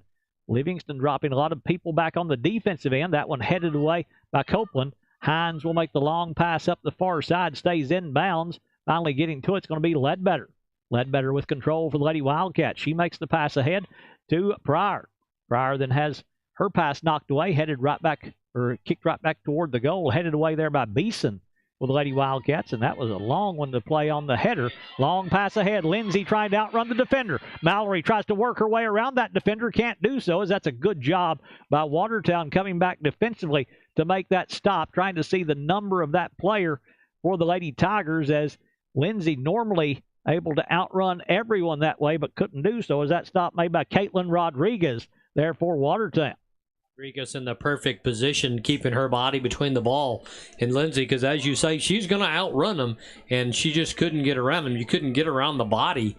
So good defensive play and positioning from Watertown. Beeson makes the pass ahead for the Lady Wildcats, but Watertown will get to it. Headed straight up in there toward the Livingston goal. Officer trying to knock it away. Manos trying to get control, and now a whistle going to stop play, and a foul going to be called, and I think they're going to get Officer here with the contact against Shayla Allison. I said Manos. It's Allison. It will be Manos to take this free kick here on the foul on Clark Officer. She's at about 35 to 40 yards right in the middle of the field, so Lainey Bowers could get her first action of the night. You see Manos pulling on the jersey. You'd think that's a call of a play. She'll take the shot. It'll bounce to the left side, and Bowers will just let it roll out of bounds. So when you saw her tug that jersey on the left side, I think that was telling them she's going that way, and she did go that way to the player over here, but it didn't work where anybody could get to it. You do that, the keeper sees that as well. So here we are once again. Purple Tigers still do not have a shot on goal, even with that free kick and a free opportunity to put it on frame. They did not. I'm old and a long way away, and I figured it out pretty quickly, so I know Lainey Bowers did just as quickly as I did, as Milligan will have that one go off the side of her foot to the far side, and Watertown will keep control, but Officer going to come in and knock it away, and then Officer takes a shot from Watertown. Are they going to call a foul, or are they just going to have no, it is a foul on Watertown, as that was a pop right there by Watertown's number 19, Riley Clement, and she and Officer both a little shaken up on that one. It was quite the impact back there. Katie Beeson to take the free kick for the Lady Wildcats. Oh, man. Plays this one very long upfield, as it will roll out of bounds, and a throw in coming here for Olivia Russell for Watertown. Watertown with control. Livingston will get it back, though, as Beeson makes the pass ahead. Lindsay trying to attack, but again, Rodriguez is there to knock it away for Watertown. West passes ahead. Lindsay trying to stick a foot in there to knock it away. Goes down hard, able to pop back up, and she's a little gingerly getting up. This pass ahead going to roll toward Burns, and she'll make the stop. Burns, she's got that left hamstring heavily wrapped. Has been the entire game. I haven't noticed it really affecting anything until the last few plays when she's had to move. She's not moving as fluidly as it seems that she was in the first half. Yeah, maybe getting a little sore on her, and as the temperature got colder, as we were looking at the 45 degrees, that never helps that pulled muscle. Gets a little tight on them. That one kicked out of bounds, goes over the sideline over there near the Livingston Academy bench. You talked about it. Not a lot of people over there. Chloe Ledbetter, if I'm not mistaken, she's injured as well for Livingston, a freshman, as this one rolls ahead. Watertown with a chance to attack. Beeson trying to play it away. Katie will keep it in bounds, but Watertown will get control. They'll make the pass in front. There to stop, it's going to be Story. Story with the long pass ahead to Copeland. Copeland now to Hines. Hines makes the pass ahead as they look to attack again, does Livingston. Lindsay there for the Lady Wildcats. Mallory works it in the middle of the field. She'll make the pass ahead, trying to go to Ledbetter. Burns coming out will make the stop. Rebecca Ledbetter putting the pressure on Izzy Burns, but Burns has shown all night she doesn't care to stick her nose in there and make a tough play, and she did so again. That one step shot away, and just watching some of the offensive strategy on Livingston Academy I've seen too many times. That's with them being a little out of sync up front, where they're both going to the ball at the same time instead of spreading it. Well, there's a shot, really good shot, wide left. They're going to the ball at the same time as opposed to spreading and working together. And like I say, they're just trying to get that synchronized up front with the four when two of them are up there that are new. They're doing a great job. They keep shooting, keep the ball down here. Let's put another one in the goal. Hines trying to be the one to do that. Quick move to her left. Tara trying to line it up. Defender knocks it away, but Hines will keep control. Now she'll take the shot, but Burns going to knock it down and keep it in front of her and make the stop there for Watertown. Tara Hines is strong with that left foot as anyone, as that's her strong foot, but Burns able to, she didn't get the clean catch, but just knocked it down and kept it right in front of her. That one knocked away by Watertown and out of bounds. It'll be a throw in here for Livingston as Copeland will step out to take it for the Lady Wildcats. Lays it in quickly, but Watertown clears it back toward the Livingston goal as Beeson will be the player down there to chase it down. That took a funny hop over on that far side. Beeson trying to go get it is going to have a little contact over there with May Goodman, and it goes out of bounds off Livingston, so a throw in here for Watertown. Mallory raced to play it in right in front of head coach John Fish and assistant coach Caitlin Kizalowski for Watertown. Livingston coached by first-year head coach Heather Marshall. Assistant coaches Brooke Sells and Michael Sells. As Watertown looking to attack here. Story trying to outrun that offensive player for Watertown, and Story will make the stop. That's good hustle there by Lauren to get the stop. Now West coming in, and that's a handball. Or was it? I think Watertown grabbed Sienna Milligan there. Yeah, I think it is going to go on. Well, it's a handball on West. I saw it hit the hand. Well, this the AR on our side called it the other way, and the center ref called it that way. So, guess that went against LA. That one knocked out of bounds off Officer, and honesty makes me say I saw it hit the hand. I mean, I think that was the correct call as Watertown to play it in. Goes right back off of Livingston, so Watertown to throw in again. As the Lady Purple Tigers bounce it to the right side of the box, they'll take the shot and put it in the back of the net. Watertown going to tie it up here on that shot by number 23. That is Shayla Allison, tying the game at one apiece with 19:40 to play in the second half. Back to Baxter right after this.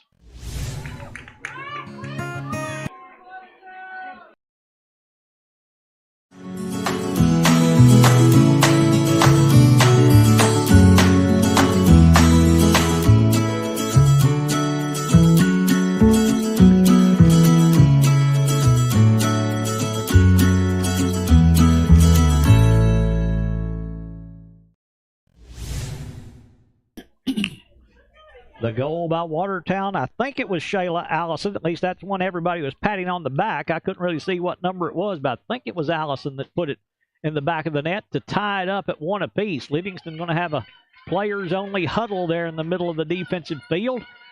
And the Lady Wildcats, as Tyler said just a moment ago, that changed the game completely, didn't it? 19-19 to play in the second half. We're tied at one now in this battle to get to the district championship and to get to the region tournament next week. It'll be Ledbetter to play this one. What is the official doing right here? Hey, it looks like he's looking at his watch. It was good to see Livingston Academy huddle in the middle of the field there. Hopefully that was some of your senior leadership with West and Milligan, pulling those girls together. Hey, we got this. Play together. Stay as a team. Watertown didn't do that. They were back there celebrating, stayed spread. Of course, they were glad to get on the goal there and even this game up. Oh, there we go. We got Watertown riding Livingston Academy. Now that's Ella Pack going to be called for the foul for Watertown, but that's in a spot that it doesn't hurt you a lot. You know, it's in a spot where you might be able to do something with it, but this is 50 yards from the goal here for Ella Copeland. I just need to, if you're going to serve it up, serve it to about the top of the box and let them get control up there. You've got 4 players up there from L.A. Copeland plays this one into the box. Headed up in the air by Lindsay. Hines going to go around the referee to get to it. Goes back to Lindsay. Lindsay works it to the near side, trying to go to West, but Watertown there to knock it away. Hines will get to it, though, for the Lady Wildcats. Right side trying to go to Lindsay. Lindsay goes down as she is tripped up there by Watertown, but it goes far side where Watertown will keep it in bounds, but Officer going to get to it. Her long pass ahead, played back the other way. Beeson there with control for Livingston, but Watertown will take it away. That's Allison again for Watertown. Beeson, though, able to spin away from her. Katie showing some good moves to get away from that defender. This one rolls upfield. Hines with control now for Livingston. Hines with the pass to Milligan. Sienna looking to lead the attack for Livingston. She'll make the pass ahead. Burns going to come out, takes a funny hop, and Burns will have it bounce off her hands, but catches it on the second try and keeps control for Watertown. Bluetooth disconnected. She played it very quickly as, again, Watertown looking to attack, and there's going to be a foul on Lauren Story. Story going to be called with the foul on Shayla Allison, and Watertown going to have a chance to do something here as they are in a spot where they can make something happen. They're going to have the yellow card on Lauren Story. You think it was that extensive? No, she was just going for the ball and got her foot tripped up. It was definitely a foul, but that's not worthy of yellow. Yellow is usually something you're repetitively doing. You got the same player tripping somebody from behind or pushing them down, grabbing the jersey, being crazy physical with them, and you're going to warn them like, hey, you need to stop this. That was not that foul.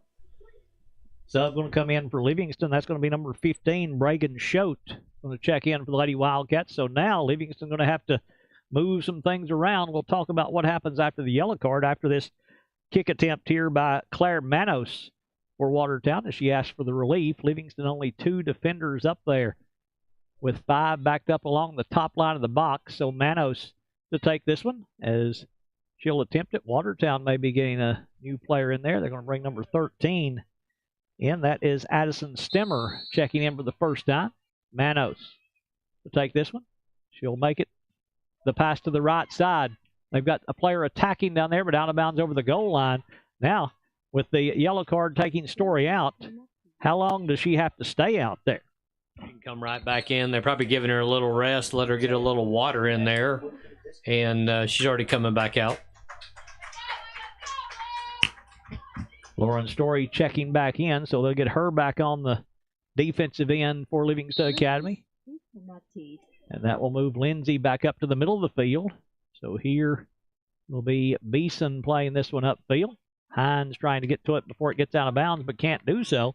So a throw in here for Watertown with 17 minutes to play here in the second half. That one played away by Copeland.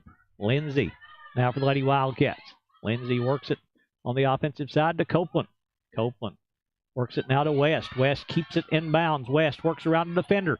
Jasmine working down this right side. Jasmine turns her back to the goal. Now works around the defender. A little contact there. And what have we got? Going to have a push on Watertown. So a foul on Watertown and a free kick here for Livingston. Ella Copeland will take it on this near side. And this is a spot where she can be dangerous. Definitely within range. Just outside the 16-yard box there. Got a little bit of an angle. She'll ask for the relief. Push them back. We talked about that yellow a little bit earlier. So what you don't want to do is that same player get a second yellow card. 2 yellows makes a red. You're done. You're out. You're finished for the game, and then typically you're out the next game. Copeland to take this free kick here. She's only about 30 yards away. Ella pops it to the right post. That's going to be close. That's going to be in.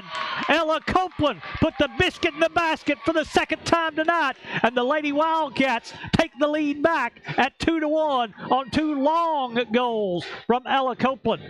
15:58 to play in the second half. Livingston in front 2-1. Back to Baxter right after this.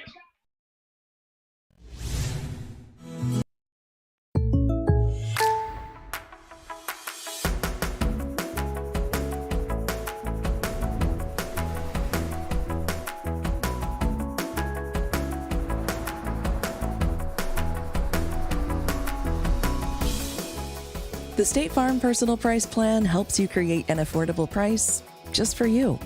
Contact local agent Phil Marshall for your personal price plan today.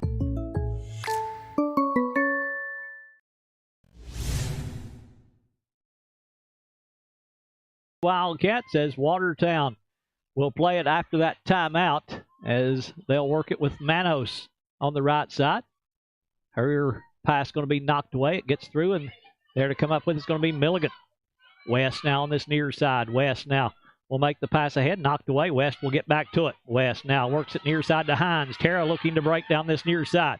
Hines will make the pass in the middle. Lindsay breaking that way. It bounces off the defender. Back to Lindsay. Burns coming out to attack. Lindsay going after. Bounces off the goalie. Back to Lindsay. Lindsay put the biscuit in the basket. And the Lady Wildcats back-to-back goals in less than 30 seconds have blown this one open at 3-1. Doesn't sound like a blowing open score, but with soccer, that's a huge score. And I'm not going to send it to the commercial because I want to talk a little bit, Phil, about Mallory Lindsay. She and Sayla Howard both turned 17 yesterday, older than Sayla, so they both turned 17 yesterday. Happy birthday to them. Happy birthday to Milligan, putting that one in the them up 3-1. Yeah, because that speaker's on and I can't hear a word you're saying. There we go. They've shut it down. It's right outside our ear here. You know, right before that, I was like, you know, they were pushing the ball down, and I said, okay, you got them up 2-1, but that's still too close. You didn't have that buffer. Now, Livingston Academy has that buffer up 2 goals. And what is that, 15 on the clock? Tough scoreboard there that's missing some lights there. So we debate how much time's left, just under 15 minutes. And I'm sure Livingston Academy wouldn't mind getting another one in here and get a couple up, because you don't want Watertown coming back and getting a goal and just being right behind you again. That 1 goal lead is always scary. So up 2, and let's see what the last 14 minutes have to show us here. Livingston with control with West on the offensive field. West makes the pass ahead, played away by Pack. West will get it back, though, for the Lady Wildcats. West works it left side, going over there to Pryor. Pryor now will look to attack on that left wing. Pryor has it knocked away. Watertown will get it back, and they'll play it over the goal line for a corner kick here for the Lady Wildcats. Is good job over there by Watertown's number 19, Riley Clement, to make that stop. No, they'll say it went off Pryor, so it's going to be a free kick here for Watertown. Good ball movement up front for Livingston Academy, obviously, in those last 2 possessions where they scored, but that's why they scored. They were spread. They're moving the ball. It seemed like they're talking. They know where they're going, and you've got to do that in order to spread that defense and then leave that keeper out there by herself. And that was wonderful. Mallory Lindsay really stuck with the ball. A couple times it got away from her, and the keeper came out, and they got away from the keeper, and she went around her and put it in the net. So don't give up. And follow it all the way to the back. So back-to-back goals. What'd you say, 30 seconds? At 15:58 and then 15:21, so about 37 seconds between those 2 goals that Livingston just took control of this one very quickly. Here's a quick throw to Lindsay. Lindsay going to make the cross in front. Gets through, though, as Ledbetter coming in. Here's Pryor coming on the backside. Pryor has it knocked away. Pryor gets it back. Pryor now to Hines. She'll take the shot, and Tara Hines will score for the Lady Wildcats. Tara puts the biscuit in the basket, and Livingston, something has lit a fire under the Lady Wildcats. They're rolling now as they lead it 4-1 with 13:06 to play in the second half. Back to Baxter right after this. I've been moving calm, start on trouble with me. Trying to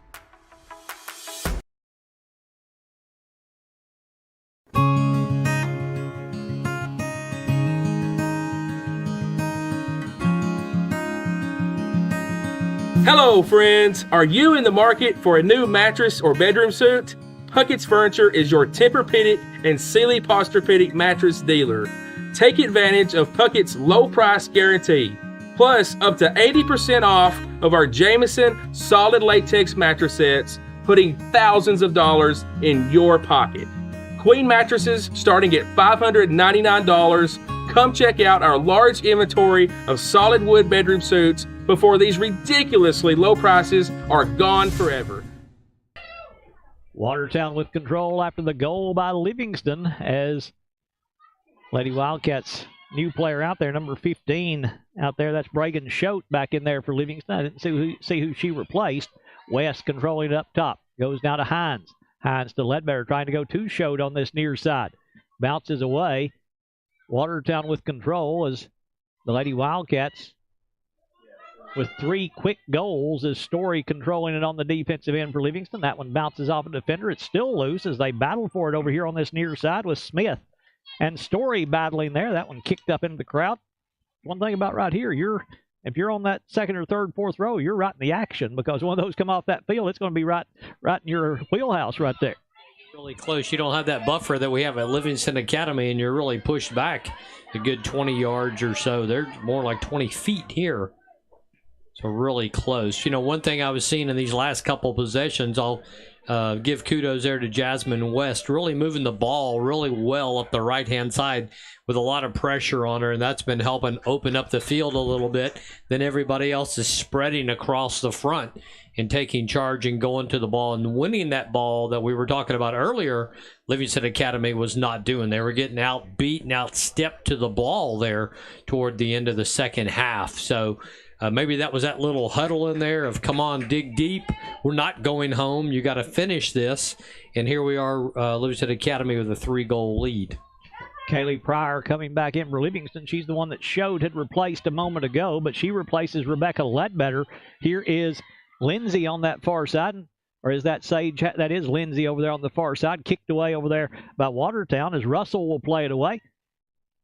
It's free over on the far side. They'll play it up the field. Coach Heather Marshall will catch it over there on the far side. Boy, you're right. There's just not a lot of bench over there right now for Livingston Academy, is there?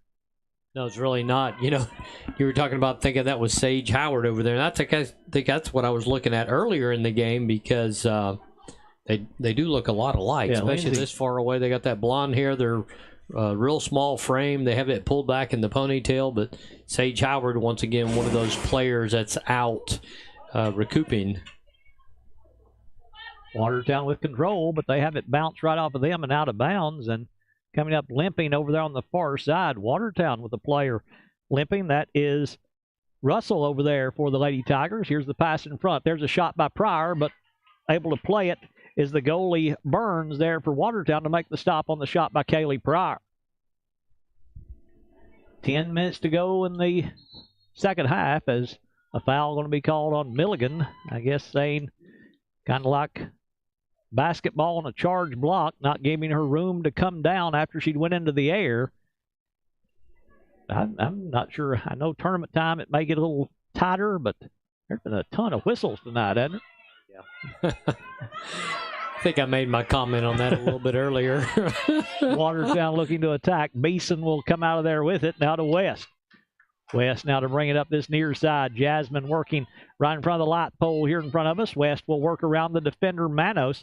West still driving the ball downfield. West, quick move to her left foot. West will make the pass in front, trying to go to Pryor. Knocked away, but Hines will get to it. Hines then has it knocked away. It plays off of Tara Hines. Watertown with control.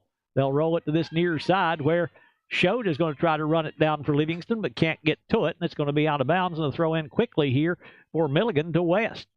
West backs it back out to Hines, and whistle. Oh, I thought I heard a whistle. This one knocked away. Watertown trying to get to it. They'll keep it in bounds over on this near side, right in the corner where it's very difficult to see for us and the camera. It's going to be out of bounds off of Livingston, so a throw in for Watertown. And now they're going to call a push here on Livingston. So a free kick here for Watertown, and that's one just they were both straight up, it looked like, but they get the call here for Watertown. Well, once again, if you're going to foul, that's a great place to foul because you're 80 yards from their goal, so you can't do a lot with it as the ball makes it back to midfield. Yeah, if anything, it gives you a chance to set up your defense. It might not be a bad thing if it's just a common foul like that. Well, like you say, a lot of fouls here inside 10 minutes here, and the whistle's going crazy. West with control here for the Lady Wildcats. West, quick move to work around number 44. That's Smith, and now whistle going to stop play again. There's going to be a foul here on Watertown. Is that one going to go on Ella Pack for the Lady Purple Tigers? Ella Copeland to take this shot here for Livingston. How big has her two long goals been to start this game? Copeland makes the pass up top. Lindsay trying to get to it, but kicked away there by Watertown. They'll play it out near midfield as Watertown with control right there around the official, and pretty good job by the official there. He just stood in his one spot. They know where he's at that way, and he's not moving into a play somewhere as Hines works it on that left side. Tara just dribbling down the field. Hines now has it knocked away. It'll go off Tara, I believe. And will be a throw in here for Watertown. No, they'll say it stays with Livingston. So Lindsay to throw it in for the Lady Wildcats. Lays it into Hines. Then knocked out of bounds by Watertown's Russell. 6:50 to play here in the second half, with Livingston leading 4-1, and the Lady Wildcats, after a little bit of a scare in the first half, looks like they're going to advance to the district championship and lock up a spot in the region tournament coming up next week, which will be played at Livingston Academy. Well, in Watertown, we're seeing a lot of fouls in here, and you're seeing the intensity. That's not even a word. Intensity. There we go. There's a word. Maybe it's colder up here than I thought. I put the coat on. I saw that. And once again, you got a foul here against Watertown, but they're really stepping up here toward the end. Nobody wants to go home. They're trying to hang in, and here we are within range again, like we saw earlier, off a free kick from a penalty. Yeah, but Ella doesn't have any kind of an angle here. It's just going to have to be a pass, I would think, unless she can bend one in there like they say it's possible. And that's got a shot, but Burns will come out and play it. She said, I'll show you if I've got a shot or not, because she played that one right to the post closest to her and almost hooked that baby in there for her third goal. Plus you get all that traffic up front. You had 3 offensive players for LA up there. There's a foul against Livingston. We could have called that one up here. Yeah, Hines just stuck the foot in there, and the player ran right over the leg of Tara Hines, and foul against the Lady Wildcats, coming with 5.5 to play here in the second half, as Watertown to take this free kick here. They play it well downfield. Livingston, let's see, Sienna Milligan, or rather Mallory Lindsay, get all the way. You talk about Milligan moving way downfield. What about Mallory Lindsay right there, going from the offensive end all the way down there behind Clark Officer to make that play on that one? They know Watertown has the capability, and one thing we didn't mention, we talked about it in the last games, the Livingston Academy hadn't been scored against on the whole district season. Well, Watertown did it tonight and put that scare into Livingston Academy, and at least they got through the regular season not getting scored on. But somebody finally scored in the district here at this game, Watertown against Livingston Academy. But still, there's a ball out of bounds by Watertown, deep in the Livingston side. Yep, throw in here for Lauren Story for the Lady Wildcats. That did kind of get lost in all of that. That's the first goal given up by this Livingston defense in the district all year to a district team. Well, how'd Story get that one through a couple of defenders? Schote on this near side for the Lady Wildcats. Schote gets clear of a defender, trying to work it up this sideline, bounces back out. Copeland will get to it for the Lady Wildcats. Copeland works it right side to West. Jasmine deserves a goal in this game, the way she set everybody up. Here's a pass to Hines for the shot. Tara going to the top shelf left side, but it sails over the crossbar and out of bounds, and that's unselfish right there. I think it was Copeland that could have had a shot right about the top of the box, but she saw Hines with a better look, backed it back out to Tara and gave her that shot, and just missed over the top of the crossbar.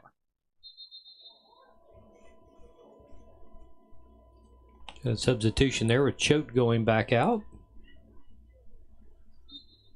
And Rebecca Ledbetter coming back in to replace her. Watertown has this pass knocked away. They keep it on the Livingston end as Hines able to knock that one free, but now Watertown gets control. Bounces off a defender. Milligan takes it away. Milligan trying to go upfield, knocked away. This long pass going to be headed away by Beeson back on the defensive end for the Lady Wildcats. West with it now on this near side. To Ledbetter trying to go back to West. That one didn't go as far forward as she wanted it to, but West works around a defender. Now Watertown just watches it roll out of bounds, and a throw in here for the Lady Purple Tigers. We do want to say we send our best wishes to Selah Howard. She left early in the first half with a knee injury to her right knee. Selah probably watching us now, and we certainly hope that you are able to come back quickly and hopefully get back out here before this season continues very long without her. Wish her the very best. All of these injured players for Livingston, we hope they all can return before this season comes to a close.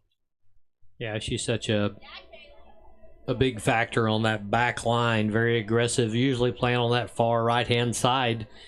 A good leader on the team. Here we go, Livingston. Look at that pass by Pryor on the header to Ledbetter. Now here's a pass from Milligan trying to hit Pryor. That was another pretty one, but just barely out of the reach. Pryor backs it back up to Milligan. Sienna going to wind it up. She'll take the shot, but misses wide to the left. I think what we've seen is these players that have kind of just been thrown into the fray due to injury. I think they're settling in a little bit now, I think, is the difference. I think the more the playing time they get, the confidence is just going to keep growing for these young players. So, and that's great for them to be able to get in. And here you are in a district game and getting probably the most play time that they've had all year when the pressure's on, and it's an elimination game. So you got a lot of pressure against you, and it may have taken a little bit to settle those nerves down and realize that, well, there's another shot. That's Copeland taking another run at it for the Lady Wildcats. Oh, my goodness, I was a little nervous. You know, when it was 1-0, then they scored. Everybody got a little nervous, I think, if you're a fan of the Lady Wildcats. So it's going to take a minute to settle down to kind of adjust to what's going on. Absolutely. Long pass ahead. Smith will control it for Watertown, but West will take it away. They'll roll it in the middle, trying to get to Hines, but Watertown with control. Now Milligan will take it back for Livingston. Back to Hines. Hines goes behind West as she thought Jasmine going to wait over on this wing, but West breaking toward the goal as we move inside a minute to play here in the second half. Milligan with control on this near side, knocked away. Sienna will keep control. Livingston going to play DeKalb County on Thursday night. That will be at 6 o'clock right here in Baxter. Join us for the coverage right here on Overton Events. As, again, we want to say thank you to Wascon Incorporated for paying the TSSAA broadcast rights fees for us to be able to do these, and we'll be back here on Thursday night for Livingston Academy and DeKalb County for the District 7 AA Tournament Championship, as Livingston working on that far side over there with Hines. As one thing about these different ones out there, they kind of just morph into different spots, don't they? They don't kind of stay in the same spot. They're just, you never know where one's going to land, and they're making it work. Yeah, they really are. That was them trying to find 10, 9, 8. Here we 7, go. 6. West 5, now we'll drop it off to Hines. Hines just going to dribble it out, then she'll just let it roll away, and the Lady Wildcats are going to get the win by a final score of 4-1. And before this gets going real quickly, Phil, can you give us some stats over this music? So on the score, you had Ella Copeland with 2 goals tonight. Mallory Lindsay with a goal. Tara Hines with a goal. That's the 4 on there. Shots on goal for Livingston Academy had 9 in each half for a total of 18 goals shots on goal for the day. Lainey Bowers had a pretty easy game today. There was 1 shot on goal, and unfortunately, it went in. So Watertown was 100% on shot on goals, had 1 shot and 1 went in. So great defensive effort by Livingston Academy on the backside. Fouls were about even on both sides. Corner kicks, Livingston Academy controlled that. Purple Tigers did not get a corner kick the entire game. So once again, showing you where the offense was coming from. Livingston Academy finally turned it on late, but got those 3 quick goals and gave them that cushion there. Glad to see them step out, and a lot of substitutions there, a lot of injuries for Livingston Academy. Let's see what they do Thursday. It'll be a different set of Tigers. The black and gold Lady Tigers of DeKalb County, the opponent on Thursday night. But what you've done here tonight as a Livingston Academy Lady Wildcat, you've guaranteed yourself at least 2 games. You know you're going to play in the district championship on Thursday. You're going to play in the region opening round on next Tuesday, a week from tonight, up at Livingston Academy. That's going to wrap it up from here as Livingston wins this district tournament semifinal by a final score of 4-1 over Watertown. Thank you to our sponsors for making tonight's broadcast possible. For Phil Marshall and Tyler Maxwell, this is Craig Cantrell saying we'll talk to you again on Thursday. Good night from Baxter.